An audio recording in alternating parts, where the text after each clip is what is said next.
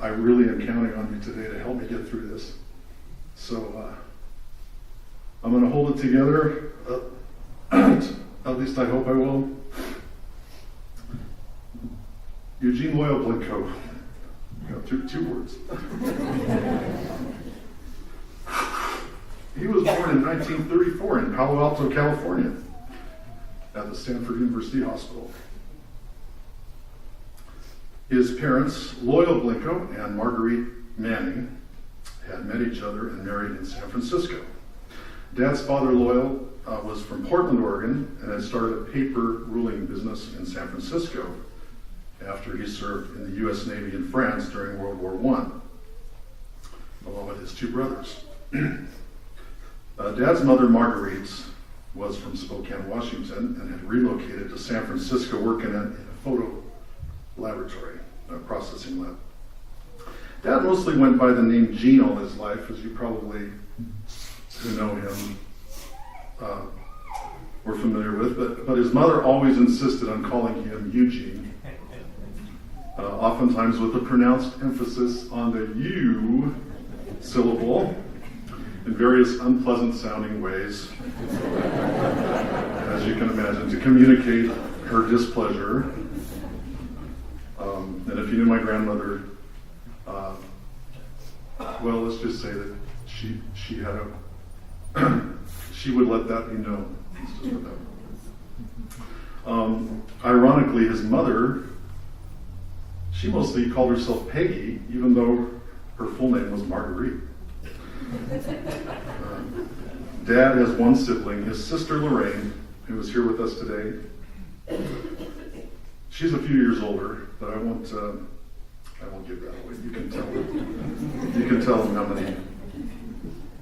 how many years older you are. The Blinco family lived in the city of San Francisco before Gene was born, but they later moved to the suburbs. They lived in San Bruno, San Carlos, and later in Burlingame, where Dad attended high school for a couple of years.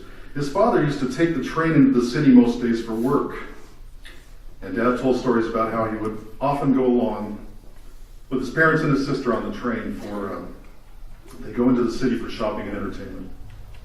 In particular, his dad would sometimes take him to the city to see baseball games. In those days, there was no Major League Baseball team in San Francisco. Their team was the minor league San Francisco Seals of the Pacific Coast League. Now, Dad wasn't very athletic. I'll just leave it at that.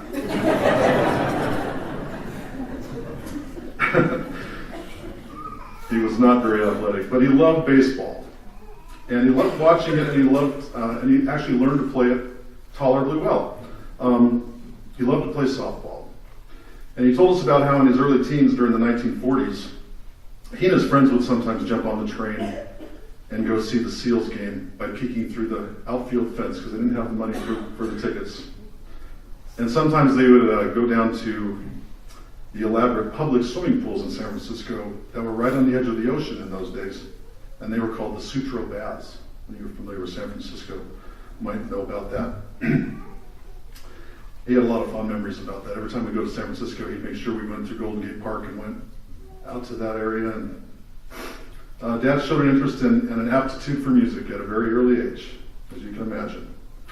He became very proficient on the piano and played in some dance bands during high school and college. In fact, my mother used to get very upset at him. My mother, tremendous soprano, operatic soprano, and they'd be rehearsing some classical piece of some sort. This is ad lib, by the way, it's not even on here. And she would get very upset at him, frustrated, irritated, because he'd be basically honky-tonk piano. He loved to do that. That was in his soul, I have to say. He was also a sports editor for his high school newspaper for a time. When Dad was just 15 years old, his father tragically died of a heart attack. And soon thereafter, Gene and his mom moved to Chico, California, where Dad continued his high school years. And his sister Lorraine had already left the home by then.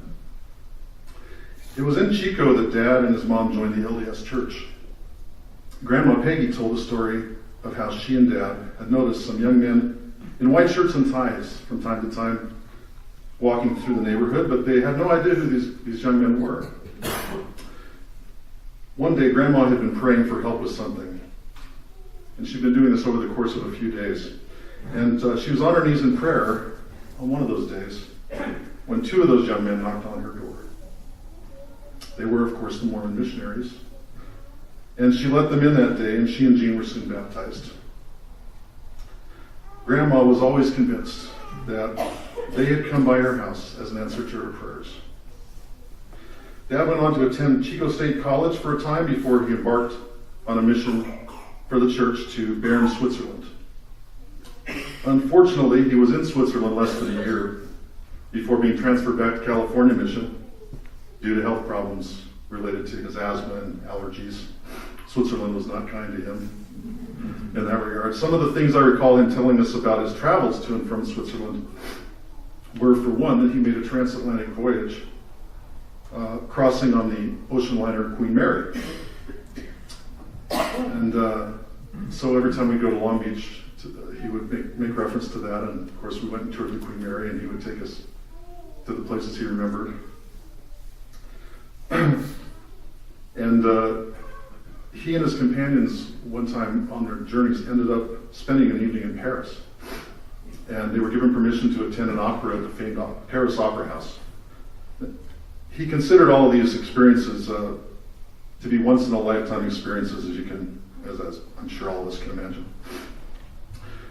While in Switzerland, he also had the opportunity to look up and visit with some relatives of his grandmother, who had been born in Torino, Italy, and raised in Switzerland and schooled in Paris, before immigrating to America and landing in Spokane, Washington. Go figure.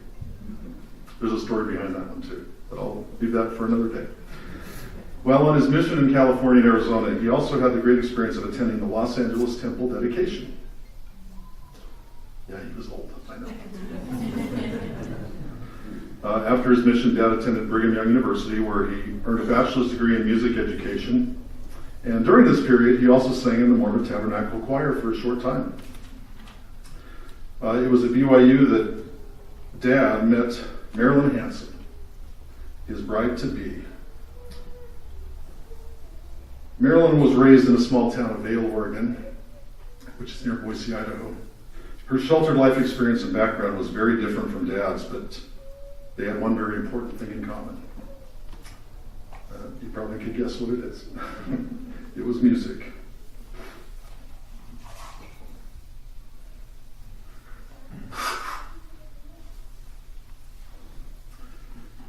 So Dad met Mom while he was participating in the opera program at BYU. They were both cast as villains in the opera, The Marriage of Eulogy. And Mom still likes to she likes to joke that they just continued in those roles throughout their lives together. Partners in crime. But everyone knows that couldn't be further from the truth.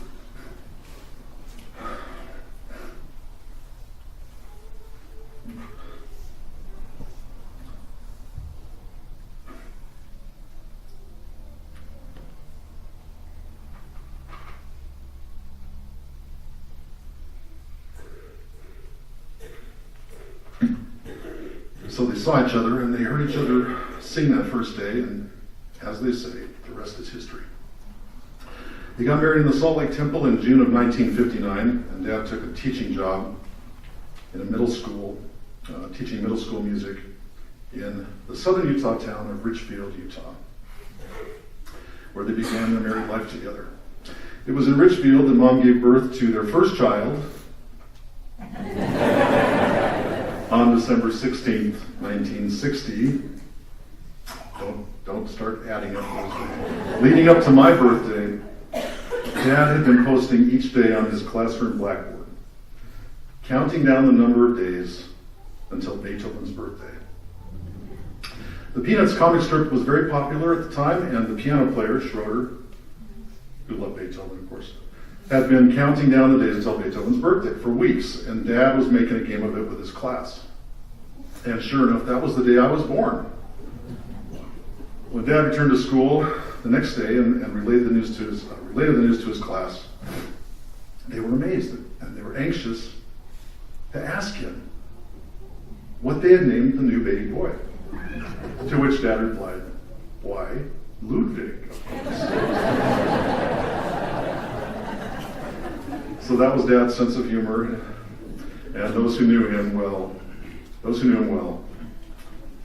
I'm going to get through this, know that he rarely passed up an opportunity to make a joke or somehow get a laugh. Okay, so they weren't always funny,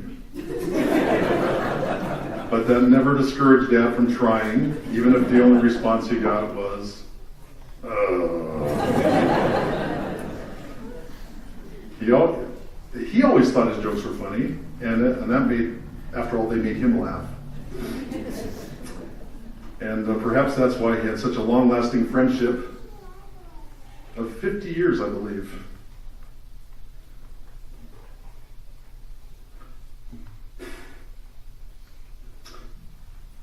A very long friendship with Henry and Jerry Greenfield, who most of you probably are familiar, I'm sure. I mean, compared to Henry's jokes, Dad's jokes seem funny.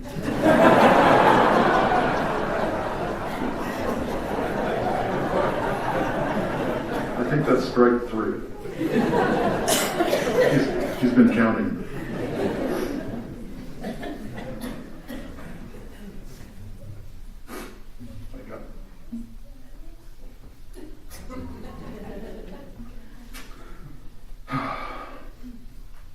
Thanks, Henry.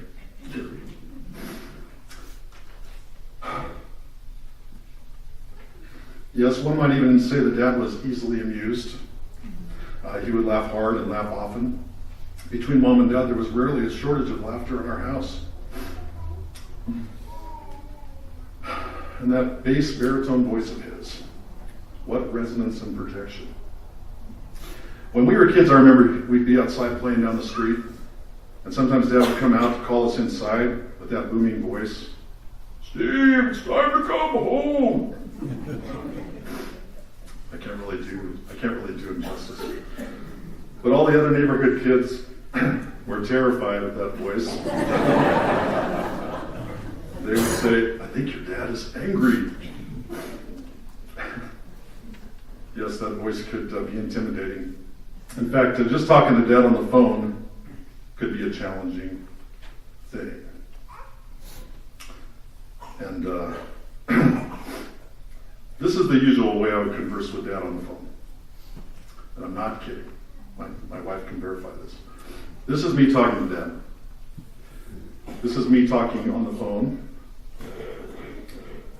And this is Dad talking to me on the phone.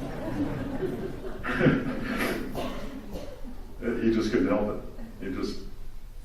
He would break the phone, I think, if he could do that. He had a 1 in a million voice, that's for sure.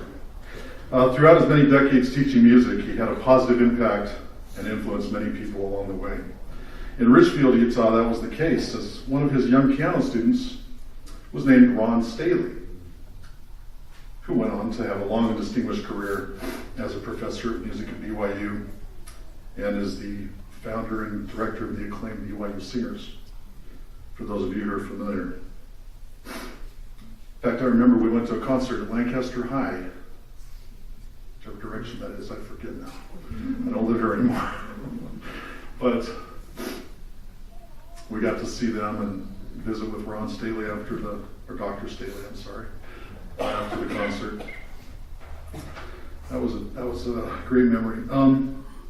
After a few years in Richfield, my family moved to Southern California. We lived in Glendale for a short time before Dad took a job teaching school in the little town of Lancaster, California. You guys might have heard of it. That was in 1963. He taught at many different schools in the area over a career of more than 40 years. Sunnydale, Paiute, Desert View, and others, as well as a long career, mostly as a choir director in the high school district starting in about 1974, which included Quartz Hill, Palmdale, Antelope Valley, and others. He also moved the family to and from Prescott, Arizona, and taught high school choir there for a few short years. This was during a period of school budget cuts and teacher layoffs at that time in California in the early 1980s. Excuse me. So Gene and Marilyn moved from Utah to California, from Richfield. And after me, 3 children followed: Loyal, Lorena, and Bob. Unfortunately, my brother Loyal, he died tragically before the age of 3 from leukemia. And that event was a big trauma for Mom and Dad in their young lives, and it left scars that still remain all these years later. All of us remaining children seem to have followed in our parents' footsteps with their love for the gospel and for music. Indeed, these have been the most important ties that bind us as a family. And speaking of ties that bind, there's baseball. Again, baseball. Dad loved the Angels, and through the good years and all the bad years, mostly bad, really, Dad cheered on the Angels religiously. And being Angels fans has been one of the biggest things that has kept the Blinco men close all these years. And even after I moved to San Diego, it worked out because it was about halfway to go to an Angels game, so we just use that as an excuse to go to an Angels game.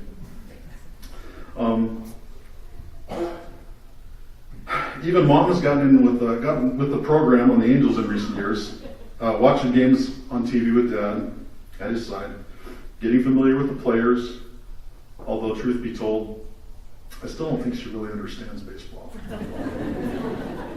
But she loves Dad.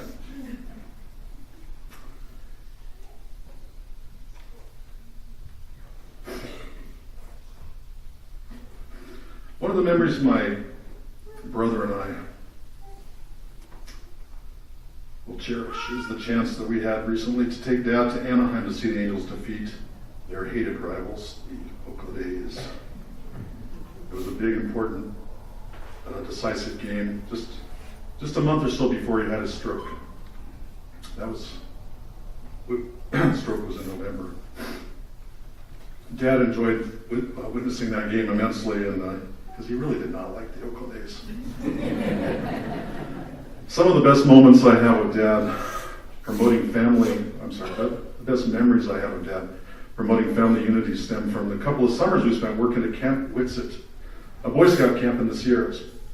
Dad took the whole family up there, and we camped out every night in tents as part of the camp staff. Dad worked as a camp counselor in the nature area, I think, teaching lessons, leading hikes, and signing scouts off on merit badges. I worked on the rifle, shotgun, and archery ranges, and Mom took a role of the camp mother and treated everyone like her own child. We worked there with some other Lancasterites, including Adam and Beth Reinders, and Jim Big A Anderson, whom some of you might remember. Even though my siblings were quite young at the time, we all took part in planning and carrying out camp events and campfire programs, and there was always music involved. And we played games, lots of games. There was no TV. I think if I could pick a time in our lives when I wish time could have just stood still, that was the time. I'll always treasure those memories of us as a family. Dad earned a master's degree. He got his master's degree in vocal performance from Cal State Northridge in 1974. And while studying there, he performed in various operas and musical plays, as well as working backstage as a props master and stage manager. He often would take me along with him to rehearsals and performances. This is where I got my first glimpses into the world of theater and show business. One of Dad's biggest roles at Cal State Northridge was when he was cast as Captain Von Trapp in the musical The Sound of Music. I still remember clearly how masterful he was in that role. Nobody could sing the song Edelweiss like that. And to this day, I can't hear that song without hearing him sing it.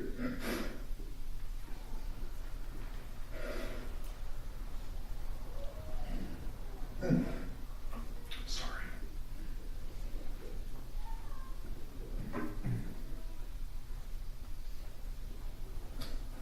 have that much more left. I can do this. Dad really loved his job, especially in many years he was a high school choir director. I still hear from students he taught during those years about how they loved having him as their teacher and about all the great experiences they had. In fact, over the years, virtually every time I'd accompany Dad anywhere around town, whether it was to the grocery or hardware store or wherever, he would invariably run into a former student who would stop him and comment about how much they enjoyed being one of his students. In many cases, he would even remember teaching that person's parents. He didn't seem to mind though. You know, he didn't worry about getting older. A few of his students from his years teaching 5th grade at Desert View Elementary, and these people are even older than me,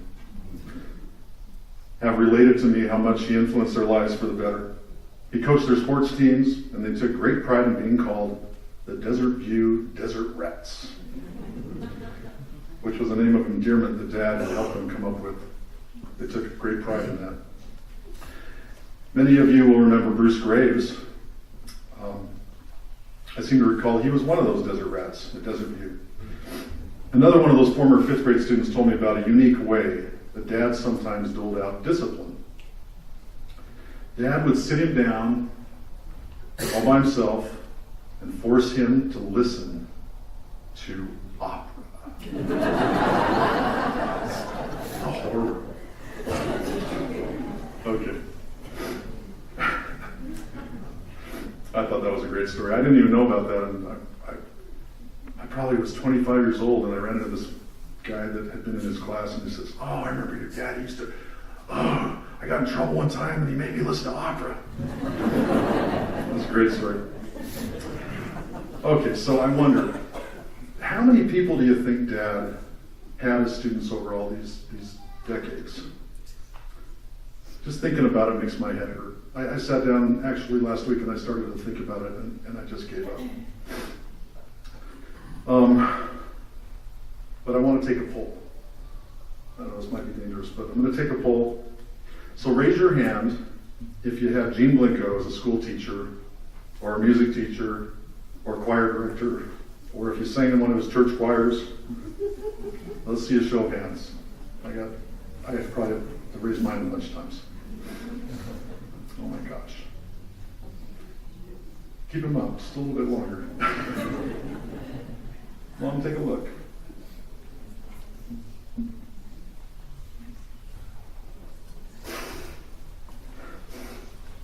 I know that means a lot to my dad. Because he really loved you.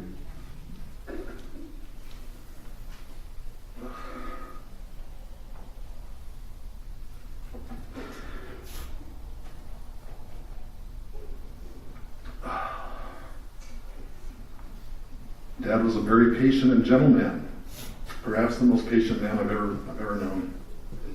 He loved our mother Marilyn. He loved her so much so, so much so that he rarely refused any of her, I'm going to call them peculiar requests. Like the time she was pregnant and begged him to go out in the middle of the night to find just the right kind of pebbles on the side of the road, because she had a terrible craving to suck on pebbles. It's true. I remember. We lived on 32nd Street in L. I remember that. Here we are in the middle of the night driving down Avenue L, looking for pebbles.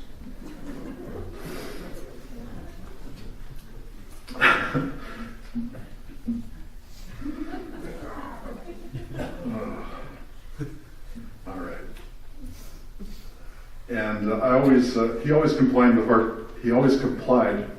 with hardly a complaint, no matter what the request. And then there was the time that Mom had decided she was fascinated with black widow spiders and had put some live spiders in some jars above the bed on the headboard, so she could have them close at hand to observe. I think she should have been like a scientist, because she had this amateur scientist thing going on. Anthropology and archaeology and all that stuff. So here they are, with the Blackfoot was on the headboard. Okay, now first of all, the fact that she was interested in spiders that sadistically kill their spouses or mates, kill their mates, would cause most husbands pause, right? But Dad went along with it for a time. That is, until one night, one of those jars fell into the bed while they were sleeping. I'm guessing the entire neighborhood could hear Dad's screams of terror as he bolted from the bed that night. And so that was the end of that little science experiment. I knew I could get you to laugh. That was my goal. That might have been the fastest that Dad ever moved in his life. And I think he invented a new modern dance.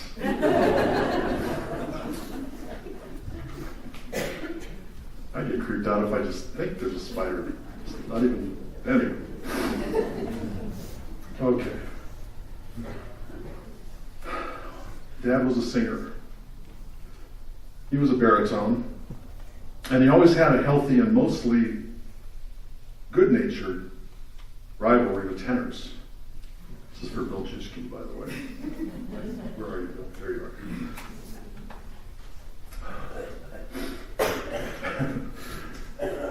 You see, let's face it, tenors can be divas. We all know that.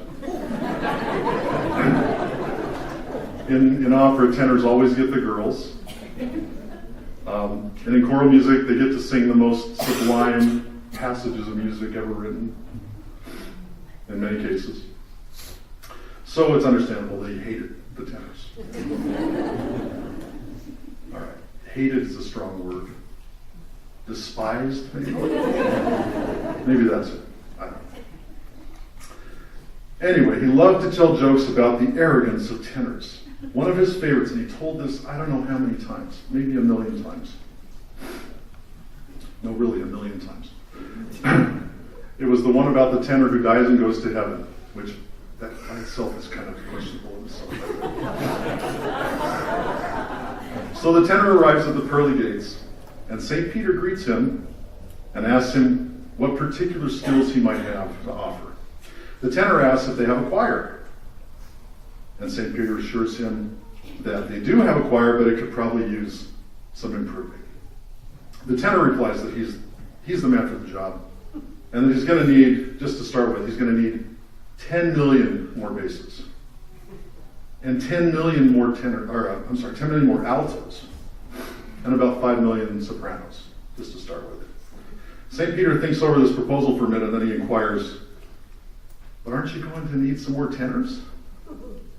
To which the tenor replies, I'll sing tenor. I'm sure you heard that one from Dad at least 500,000 times, maybe.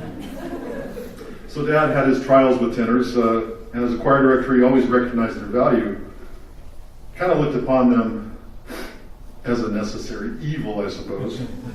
One of his old standby things to do while directing choir would be, on occasion, to turn to the bass and tenor section and ask them to repeat a particular line of music by saying, okay, let's hear the men and the tenors.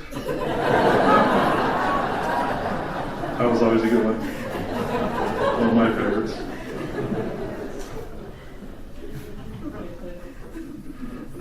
I warned you. I warned Bill earlier about this. Okay, almost done. I want to tell you about a satirical opera called Too Many Sopranos. This opera is about a group of sopranos that is trying to get into heaven. But there's no more room for sopranos in the heavenly choir. So something has to be done, or some of them will be sent to the other place.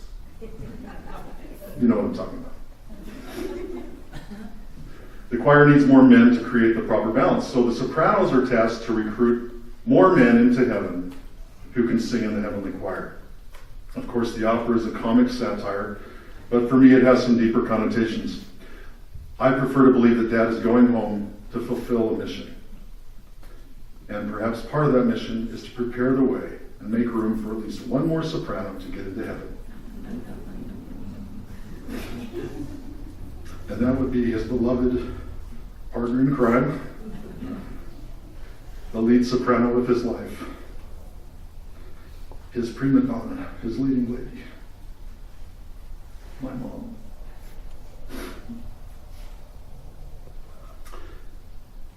Who will join him someday in that choir comprised of numberless concourses of angels in the attitude of singing and praising their God. In closing,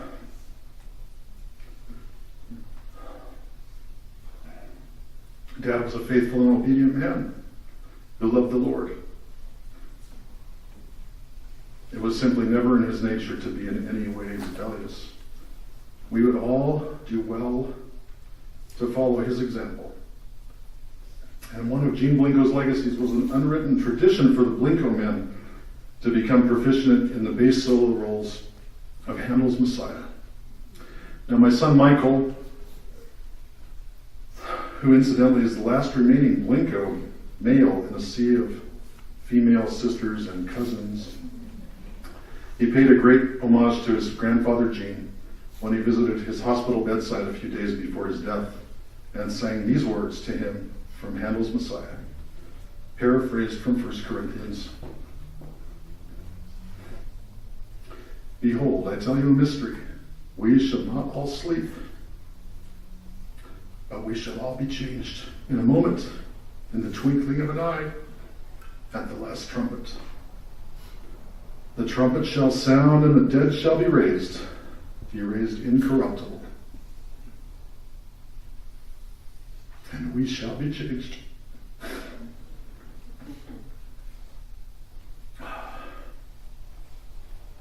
Until we meet again, until that trumpet sound. Oh, it's like my lips are numb. Until we meet again, until that trumpet sounds, the resurrection day.